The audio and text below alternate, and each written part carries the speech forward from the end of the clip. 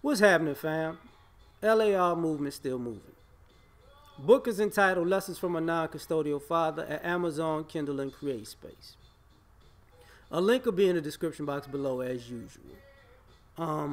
This video is entitled What is Toxic Masculinity? When you Google it and look up the definition on Wikipedia, it explains it to you. I guess the phrase is originally coined by Terry, I want to say Cooper. And from what I've gathered, it's more so relegated to the behavior of men in the prison aspect. You know, that's which is a toxic environment for toxic people. It's not relegated to the mass norm of society.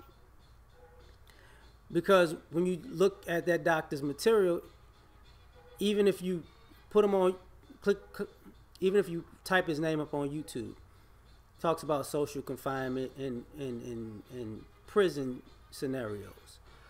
But people are perverting it, right, into something else.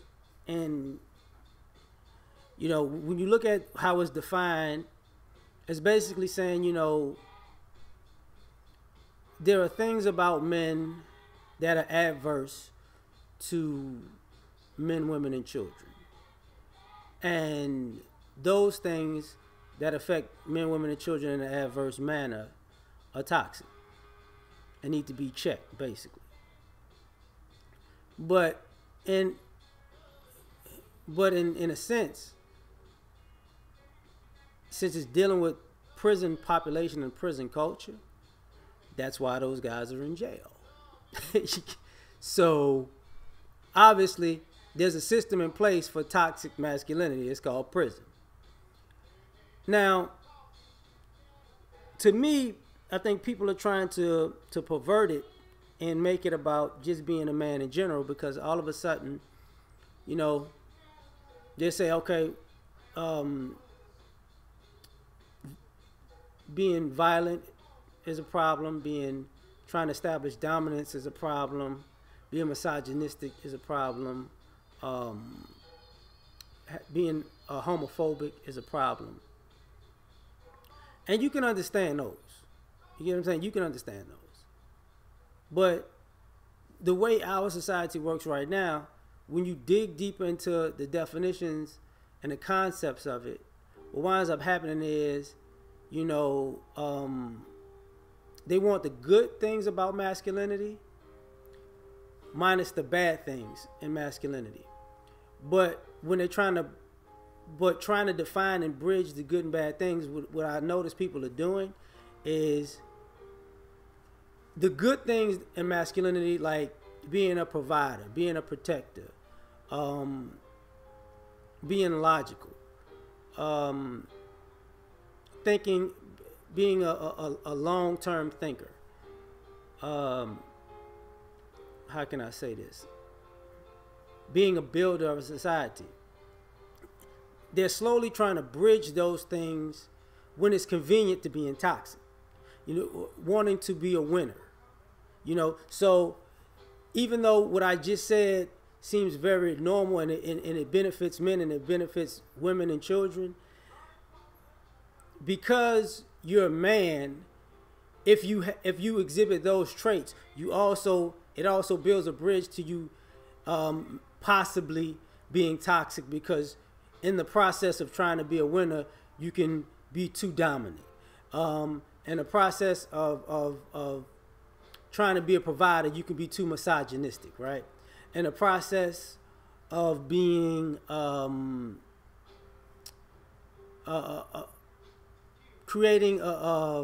building a good society, you can be homophobic, and in the process of being a protector, you can be violent.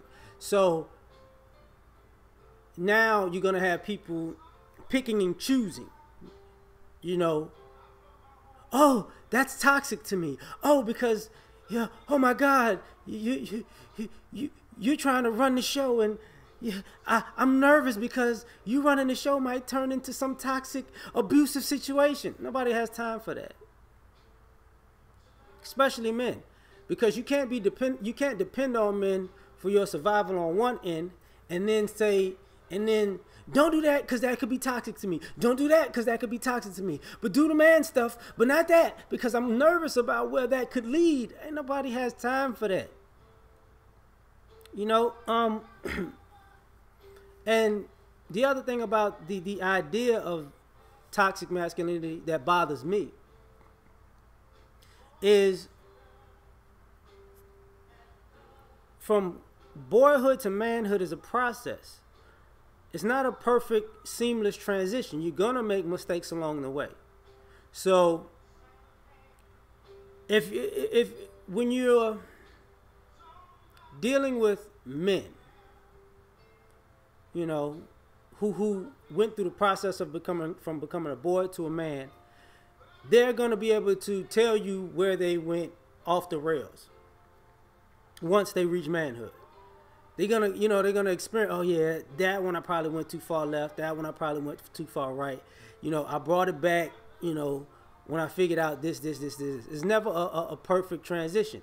And the problem with saying masculinity is toxic is in that you're demonizing the process of becoming a man. And when you demonize the process of becoming a man, you basically create issue with masculinity as in totality, because now people want to control every aspect of masculinity when it's convenient for them. And you got to ask yourself, like, who's defining what's toxic, and not just who's defining it, what are their intentions for defining what toxic masculinity is at that moment? Because people have an agenda.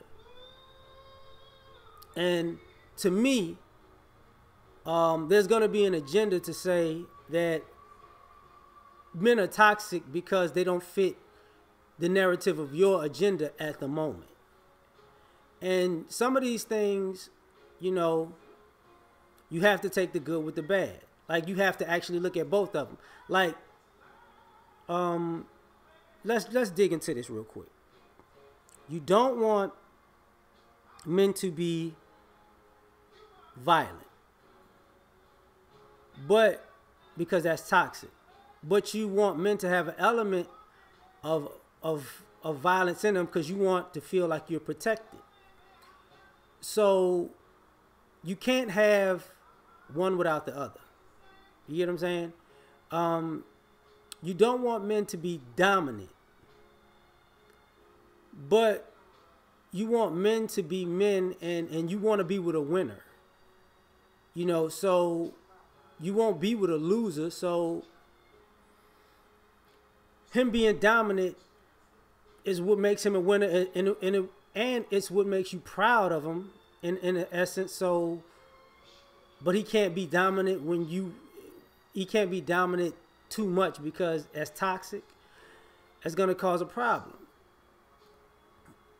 You know, you don't want men to be misogynistic and, you know, devalue you as a woman. But you want men to put you on a pedestal. And though you don't want to hear this, part of misogyny is objectifying women. So you have to objectify a woman to put her on a pedestal in the first place. So, you know, you might not like it, but that they go hand in hand.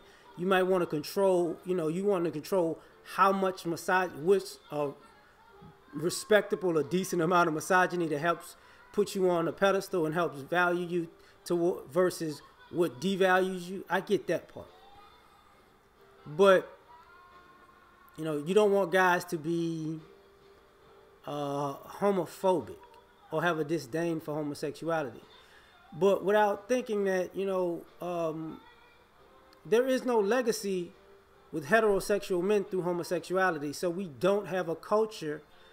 Our cultures don't really mesh. So we have nothing in common. If men are builders and part of your manhood and masculinity is built around your legacy and what you leave to the next generation, that is completely the opposite of homosexuality. You know, so we have nothing in common. Um, so when people say it's a disdain, nah, it's more like, two groups of people who don't um, congregate in the same areas because they don't have anything to talk about. Now the other thing would be the lack of emotion, or the need to control emotion. Well, you can't say men are logical and women are emotional, and then say, it's toxic for a man to be to lack emotion, or to defer to his logic before he does his emotion, because you're still looking for these men. You still depend on these men in society for your survival. So he can't, if he's sad, he can't just go into a depression when things need to be done. He can't just go off the rails and be super happy when things need to be done and ignore his responsibilities. He can't do things like that, because he has to say, okay, look, let me put my emotions in check. Let me handle my business first so everybody could be straight, and then we can get to dealing with my emotions. He has to put his emotions on the back burner just so society can function the way it has been functioning. So to me, saying that defining what toxic masculinity is, like I said before, I think people are going to use it for their own agenda and say everything's toxic when it's convenient for them to get ahead. I think it's an opportunistic play to get something. But you got to ask yourself about the people who want to define toxic masculinity, and who want to benefit off of saying masculinity is toxic. 9 times out of 10, when they get what they want and they can't handle the responsibility of what they want, they're going to turn around and blame the men. So, when people pervert this term, I think they're toxic, because they don't want to be in the driver's seat. They just want to control the car from the passenger side, in my opinion. But they'll never be, but if the car got into an accident, they would never take responsibility for that. So that's why I think they're toxic. My opinion, we out.